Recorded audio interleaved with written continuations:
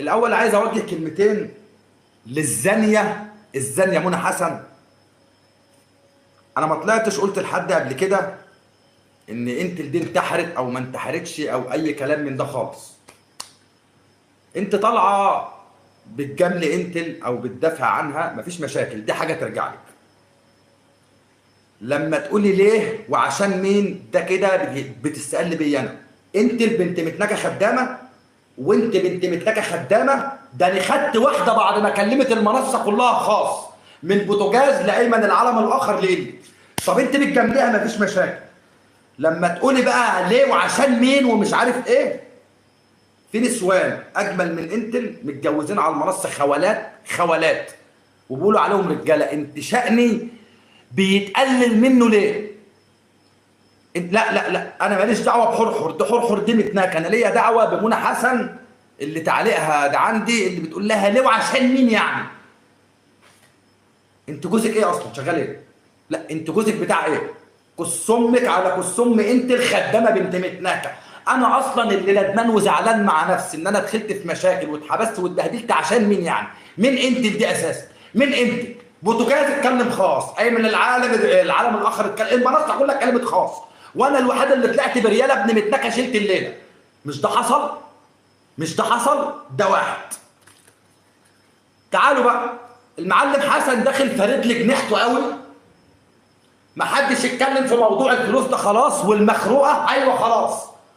طبعا المعلم حسن بيكب عليا والمخروقه بتكب عليا. تعالوا يا جماعه، حوريه اتواصلت مع المحامي. فاكرين لما انتوا كلكم طلعتوا وكله شك فيا وقال لي ليه المحامي ما طلعش يرد؟ اطلع يا ابن المتناكه، كس امك على كس ام انتل على سماعها. حد معترض على كلامي؟ في ابن متناكه على المنصه معترض على كلامي يقول؟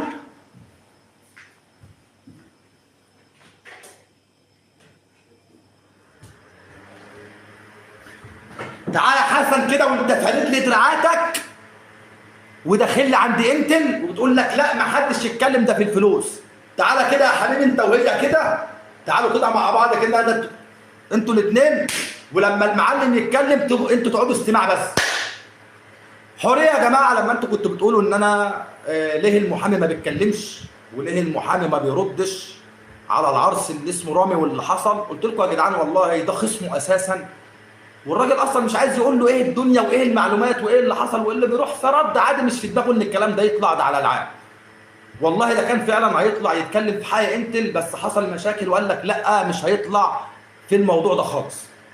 حوريه كلمت المحامي من شويه، كان قلقان يكلمها لحد ما وثق ان هي فعلا مراته، لحد ما وثق ان هي فعلا مراته. محمد ام جي المحك عند انتل وهبقبصك انت وهي، ربما انت ممكن تكون فيك يعني، المحك بس عندها.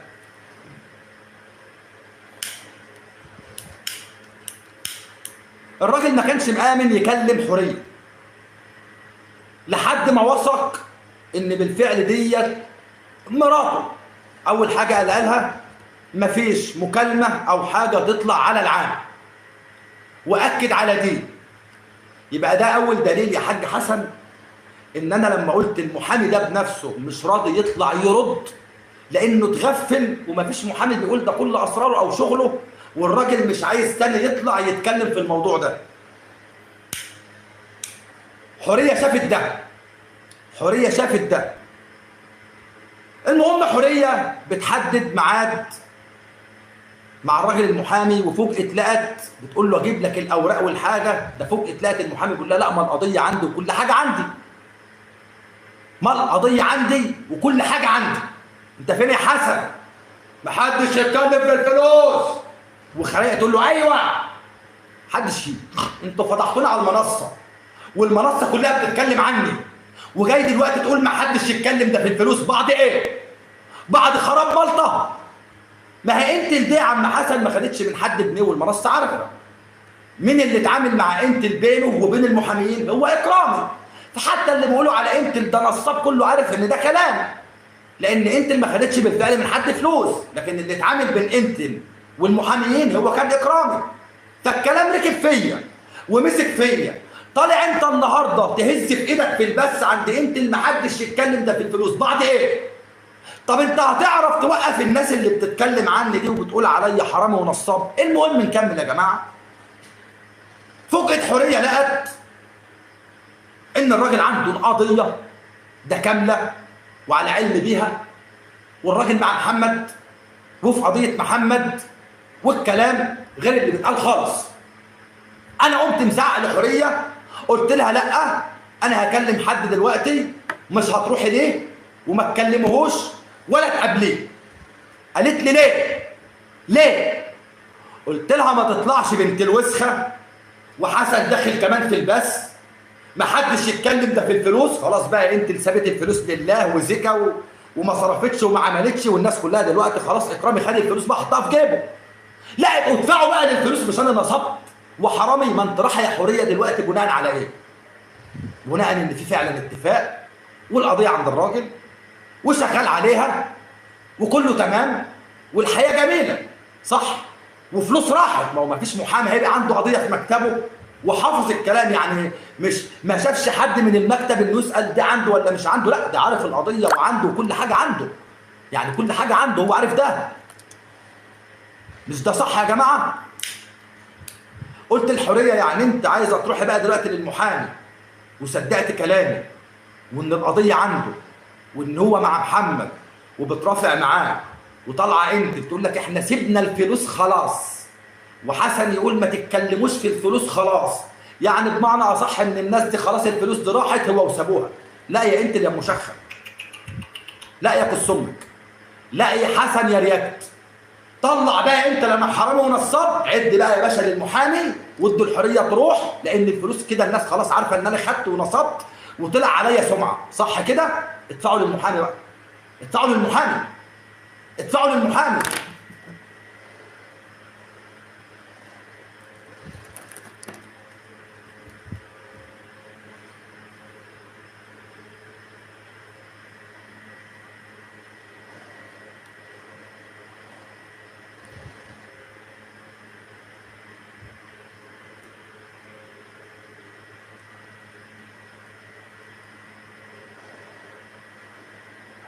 ابقي اسالي انت يا حاجه، ابقي اسالي انت يا حاجه يا الاميره، الناس التانيين اللي مولعينها فلوس ومولعينها كل حاجه محدش عارف ده حاجه عنهم. ابقي روحي لانت اللي طلعت المحامي فلوسي 240,000 جنيه نصابين حراميه، ده ما فيش محامي. هو مين اللي اتكلم ياما على العام؟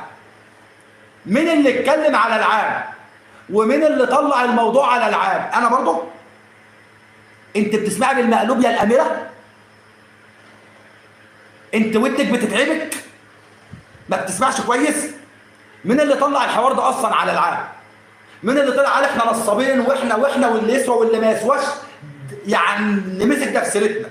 ده حتى حسن دخل الطريقه اللي بيحكي فيها ان الفلوس احنا خدناها وخلاص ما تتكلموش فيها، وخرايق ما تتكلموش فيها. انا مش فاهم في ايه؟ انا مش فاهم. وبتقول ان انا كذاب ومحمد هشام ده ما سالش عنك. انا ما قلتش محمد هشام كان هيعمل لك قضيه. محمد هشام ده كان متابعني وكان متابعك، وشرف اخواتي البنات اللي انضف من اي حد على المنصه دي، وشرف امي ان محمد هشام سالني على انتل دي مره واثنين وثلاثه واربعه. ما انا عارف ان انا ما كنتش اعرف انت مين، بس هو ما يعرفش كده، هو في دماغه ان انا عارفك. اقسم بالله العظيم محمد هشام سالني عليك مره واثنين وثلاثه، اقسم بالله الحي القيوم انت كذابه. محمد هشام وصل به الامر وصل به الامر انه لما كانش مديها لي باسم اساسا كان يقول له خد يا انتولا تعالى يا انتولا، خد يا انتولا تعالى يا انتولا. انا ما قلتلكيش هيعمل لك قضايا، مش يمكن كان عايز ده يعرف انت مين؟ هيعمل لك قضايا ازاي؟ قضايا اليوتيوب 70% منها لازم تكون بتطلع بوشك وبتتكلم وبتعمل، انت لا وش ولا صوت ولا اي حاجه خالص ومجهوله الهويه. هيعمل لك محضر ازاي اساسا؟ هو مش هيعمل لك محضر، هو كان عايز يوصل للشخصيه مين، وانا فعلا ما كنتش اعرفها بالفعل، ده اللي حصل. لكن انا مش كذاب. ايوه وشرف امي واخواتي البنات انت كذابه. محمد هشام كان بيسال عليك، تديله بقى بالتجازمه هيعمل ده فيك ايه؟ هو ما كانش هيعمل محضر اصلا لان المحضر مش هياكل، فهو كان عايز ده يوصل لمين وخلاص، ده اللي حصل. المهم يا جماعه، المحامي طلع ده عنده القضيه وعلى علم بيها، وفيها النصيبه السوداء ان انتل ده طالعه للناس بعد ما عرفت بقى ان فعلا القضيه عند المحامي وده كله، تيتا الطيوبه وحوريه يجروا ويروحوا ومش عايزين الفلوس. امال انت هتبعتوهم بناء على ايه؟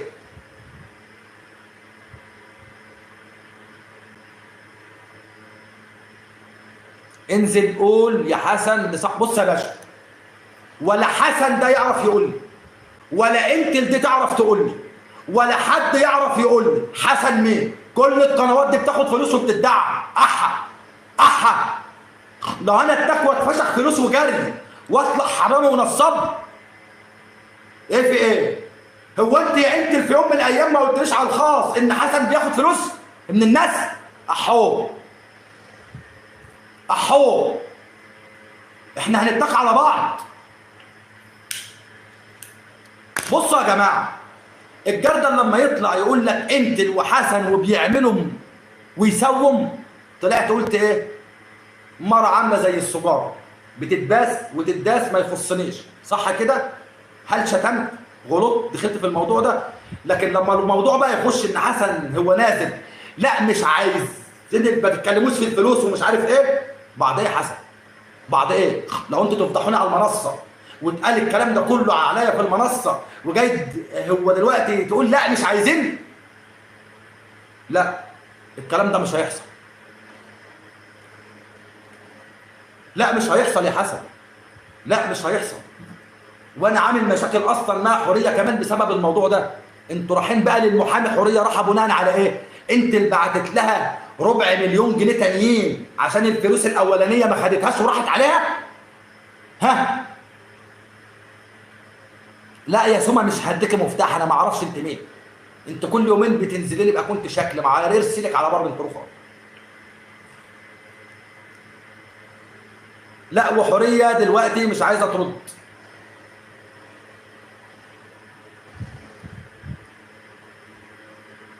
وحوريه دلوقتي مش عايزه ترد.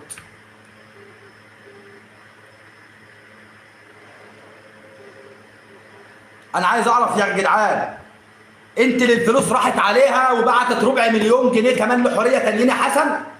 ما تطلع يا عم حسن قول للناس انت دلوقتي بعته حوريه وواحده معاها، او بعته حوريه هتروح للمحامي. حوريه فكره ان المحامي عنده القضيه وعنده كل حاجه وفي القضيه اصلا. انت دلوقتي بعت حوريه، انت اللي بعتت 250,000 جنيه تانيين عشان الفلوس راحت عليها وما خدتهاش. فهمنا يا عم حسن، انت طالع تقول للناس ما تتكلموش تاني في موضوع الفلوس، ماشي. انا بسالك سؤال واضح، انت اللي بعت حوريه تاني للمحامي ببلاش، ولا في 250,000 جنيه رايحين مع حوريه انت اللي بعتتهم عشان الفلوس الاولانيين خلاص ما تتكلموش عليها ومش عايزاها؟ وضح لنا يا حسن. اخوات حسن فين؟ وضحوا لنا يا اخوانا.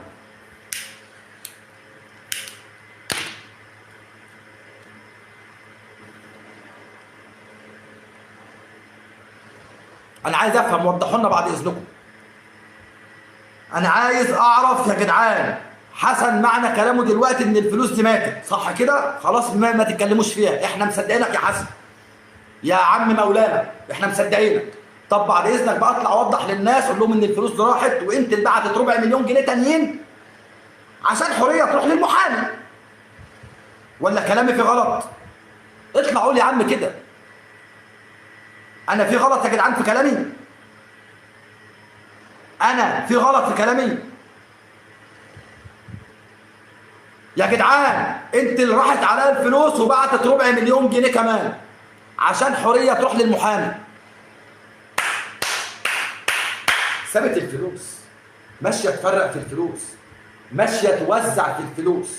فخلاص يا جدعان بقى بعد اذنكم ما حدش يتكلم خالص في الموضوع ده تاني خالص اطلاقا. احنا سيبنا الفلوس دي، ما بعتش لحد حاجه، خلاص يلا يا حوريه روح للمحامي التاني. هو الواد ده خد الفلوس وانا طلعت من الاخر فهمت الناس ان انا متنازله من الاخر بالطريقه. فبعد اذنكم خلاص بقى احنا نمنع الفلوس دي، انا هبعت لها 250,000 جنيه كمان. يا كس يا معلي حس ومفرج الجيران عليا. يا جماعه احنا بنصدق حسن رياض، وحد ثقه بالنسبه لنا. بعد اذنك يا عم حسن، بعد اذنك، زي ما انت نازل بتجري في البث ومحدش يتكلم في موضوع الفلوس، لا يطلع بقى وضح ان حوريه راح لمحامي تاني او لمحامي وفوجئت لقت معاه عنده القضايا بس ما فيش اي حاجه خالص، القضايا عنده وكل حاجه بدون اي فلوس، وان انتله بعتت ربع مليون جنيه كمان بقى والفلوس دي خلاص لله بقى، الواد ده خدها خلاص. اطلع وضح.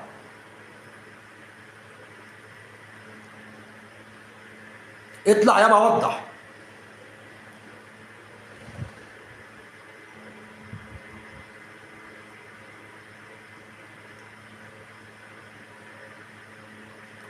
يعني انت ارجع الفلوس؟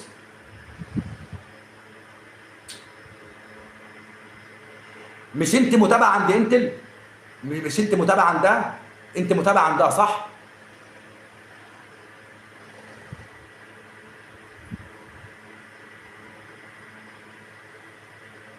انا عايز اعرف، هي مش الاخت دي عند انتل؟ مش الاخت دي عند انتل؟ بعد اذنكم بيرو ما تنسحش حد. رجع الفلوس عشان حوريه تروح للمحامي. بص، انا خدت الفلوس دي بلطجه وفرد على حسن رياكت وعلى انتل. تعرف تاخدها يا حسن؟ تعرفي تاخدها يا انتل؟ بلطجه عليك وفرده. مره اللي اسمك انتل، عندك راجل يا بنت المره المتناكه ياخد الفلوس ده، انا واخدها قدره عليك بلطجه فرده. عندك راجل ياخدها؟ عندك راجل ياخدها؟ ماليش فيه، هم اللي عملوا كده، هم اللي عملوا كده. بفتح بسات بلطجه وفرده، انا طالع بقول للناس الفلوس دي انا خدتها بلطجه وفرده. حسن تعرف تاخدها؟ انت تعرفي تاخديها؟ مره اللي اسمك انت، مفيش راجل على المنصه ده يعرف ياخد لك الفلوس. حط وشك في الارض يا قص امك لما اكرامي يتكلم. نو بلطجه. عندك حد ياخدهم؟ ماليش فيها اسراء، هي انت اللي عملوا كده، ماليش فيه. انا متعود على المنصه برد على اي حد، وانا الوحيد اللي بقول لكم ما تمسحوش فيك عشان ارد عليه. عندك راجل يا مره يا اللي اسمك انت يا بنت المتناكه يجيب لك حقك؟ انا خدت الفلوس دي بلطجه، ايه رايك؟ ها؟ طب اقول لك على حاجه، في بلطجه تانيه كمان بسبب الكلام اللي بيتقال ده. ما تطلعيش على اي حد على المنصه دي، لو طلعت على اي حد حتى لو عدوي انا هتصدر له واطلع عليه.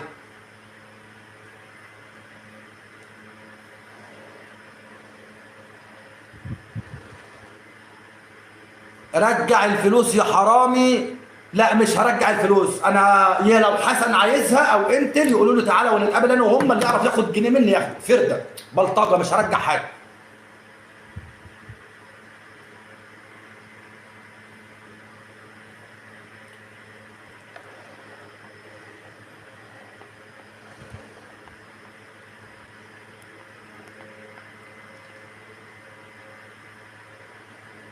ناس كتير وقفت في موضوع محمد ده. لا يا ياسمين انت مش حاضره حاجه بقى وما تعرفيش حاجه كده. بص يا ياسمين، حوريه كلمت المحامي اللي كانوا بيقولوا ما يعرفش حاجه عن القضيه ومش في القضيه، وفوجئت لقيت ان المحامي عنده ملف القضيه وعنده كل حاجه. ولما كنت بقول لكم الراجل مش عايز يرد خالص تاني على اليوتيوب بسبب ان رامي المعرس ده غشه، فوجئت لقيت حوريه ان كلامي صح ويشدد عليها ان الكلام اللي بينهم ده ما يطلعش على العام، وقال لها في اي وقت تعالي. طب حوريه راحه بناء على ايه يا اخت ياسمين؟ ان كل حاجه خلصانه مع المحامي وكله تمام. انا صح كده؟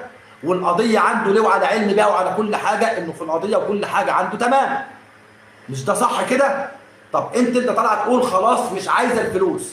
طب بعد اذنكم، يعني انت اللي بعتت ربع مليون جنيه تانيين عشان حوريه تروح للمحامي عشان انا خدت الفلوس؟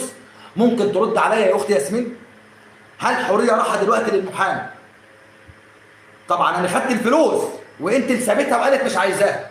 طب هي بعتت ربع مليون تاني لحوريه عشان تروح للمحامي ولا ايه؟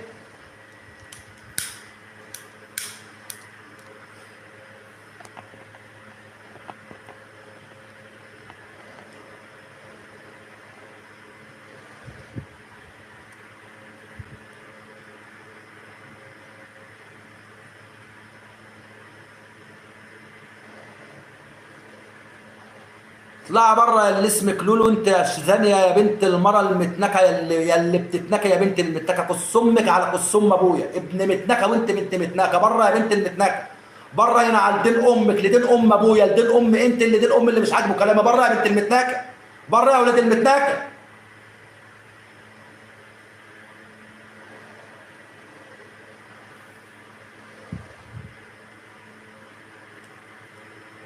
لا يا ياسمين، هو حسن وانتل اللي عايزينه يقولوه على الخاص بخصوص اكرامي يقولوه، وحسن طبعا يخش على الخاص نقفل الموضوع، وانتل نقفل الموضوع واطلعوا على العام خلاص مش عايزين فلوس وما دفعتش، يعني معنى كده ان الفلوس هي ثابته وخلاص. طب انتل ام شخه، ام شخه دي بعتت ربع مليون تاني الحريه عشان يروح للمحامي، هتدفع تاني خلاص الفلوس دي ثابتها لي، عايز رد مقنع يا ياسمين، هم سابوا لي الفلوس. طب حوريه راح للمحامي، حوريه جالها ربع مليون جنيه بقى تاني اللي عشان للمحامي، ولا ايه بالظبط اللي داير؟ ممكن تقولي لي؟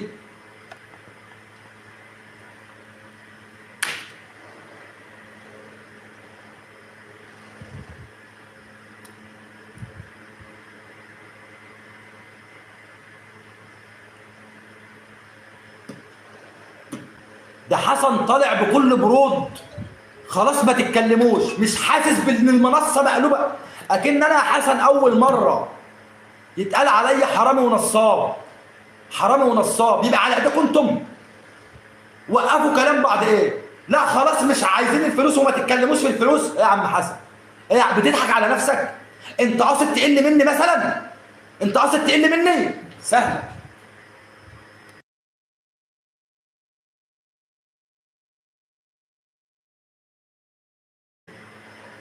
يعني انا لابس اتحايلت على محاميين لما غلطت فيهم، والمتنكين اخدوا المقاطع وبعتوه لهم، وبدأوا حقكم عليا انا واللي يرضيكم، وانا ورقبتي هتطلع انت تقول لكم انا قادره، وانا ماشي يا ست انت قادره، بس ما فيش حد بيسيب حقه من الاخر. في ناس بتتهان وبتتشتم على العام. يعني انا شلت مشاكل وشلت هم وشلت سواد وطين وشلت سمعه، والاخر حسن وانت طالعين خلاص يا جماعه ما تتكلموش، احنا سيبنا الفلوس دي خلاص بقى لله، حرام ابن متنكه ونصاب ينعل دين ام اليوتيوب، لدين ام الاشكال اللي عرفتها في اليوتيوب، لدين ام متابعين اليوتيوب، لدين ام اليوم اللي دخلت في اليوتيوب. عارفه يا منى يا حسن يا اللي بتقولي عشان مين يعني؟ عارفه لو ما كنتش دخلت المنصه بنت المتنكه دي اللي زي انت دي ما تعرفش تتكلم معايا. انا عندي دكاتره جامعات وطلعت الورق ده في يوم من الايام ولا اقعد شافته. في ناس انت دي ما تعرفش تكلمهم، انا كانوا بيجي لحد عندنا ويقول لي اتفضل ورقي ونقلي ودنيتي وتعييني، عايز اخلص. دكاتره الجامعات انا طلعت على المنصه دي خدمات انا عاملها للناس وحاجات ايام، ده شغلي من وزراء ومن اكبر مسؤولين في مصر، وعندي الاوراق دي ممكن اطلعها تاني. لما تيجي عيله حقيره زي دي وتقلل من شأني وتقول لك مين وعشان مين، طبعا انت المريضه بالشوق بتحب الكلام ده قوي، حاطه في دماغها ان ربنا خلق النسوان كلها بكس وهي بكسين، بثلاثه كس واربعه بز. طب انت يا منى يا حسن داخله بتفخمي في انت ماشي، قولي الكلام ده ما حصلش، ما انا اصلا ما قلتش للناس انتحرت ولا قلت الموضوع ده، انا ماليش فيه. طب انت طالعه بتهينيني عشان واحده زي حرحر بنت متنكه بتقول ده كلمتين، زعلانين ان انا بهينكم بسبب الكلام اللي بيتقال عليا بسببكم. يعني منى حسن المومس الشرموطه الفجره متنكه المنصه ده طالعه بتقلل من شأني بسبب ده كلمتين قالتهم المتنكه حرحر دي او اللي هي مها المتنكه. طب انتوا بتزعلوا بقى مني لما اقلل من شأنكم بسبب ان انا نصاب وحرامي؟ يعني حتى حرحر يعني كلمه بتنتحر دي انا ممكن احب واحده واتعب عشانها، ممكن واحده تحب واحد وتموت عشانه، ده جايز. لكن ان واحد يبقى حرامي ونصاب على منصه حياته ضاعت فيها مشاكل وفلوس وسجن ومتاهات وما عملتش جنيه منها وصرفت، وابقى الاخر حرامي ونصاب وزعلانين ان انا بتكلم؟ انتوا كفره ليه كده؟ لا ده انتوا كفره بجد، انتوا كفره. انتوا ناس كفره.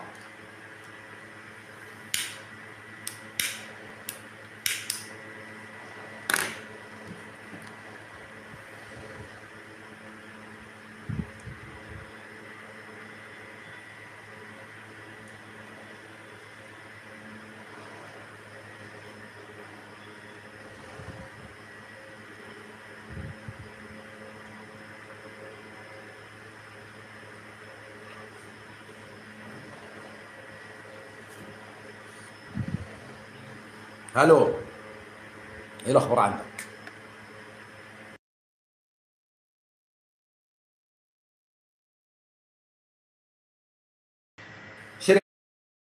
شربتها ودستها، ومني الغير ده ما يخصنيش.